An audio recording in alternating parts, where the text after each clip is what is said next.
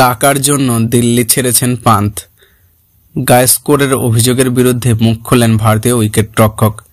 ভারতের প্রাক্তন অধিনায়ক সুনীল গাভাস্কর জানিয়েছিলেন টাকার জন্য দিল্লি ক্যাপিটাল ছেড়েছেন ঋষভ পান্থ। এবার সেটার বিরুদ্ধে মুখ খুললেন উইকেটরক্ষক। নিলামের আগে পান্থকে ছেড়ে দিয়েছে দিল্লি। গত মরশুমে তিনি দলের অধিনায়ক ছিলেন, তাকে ছেড়ে দিয়েছে দিল্লির সম্প্রচারকারী সংস্থার একটি ভিডিও। গাভাস্কর জানিয়েছেন যে পান্থ হয়তো টাকার জন্য দিল্লি ছেড়েছেন। সেই ভিডিও শেয়ার করে পান্থ লেখেন, আমাকে দলে না রাখার কারণ টাকা নয়, এটা আমি খুব স্পষ্টভাবে জানতে চাই। কি বলেছিলেন গাভাস্কর?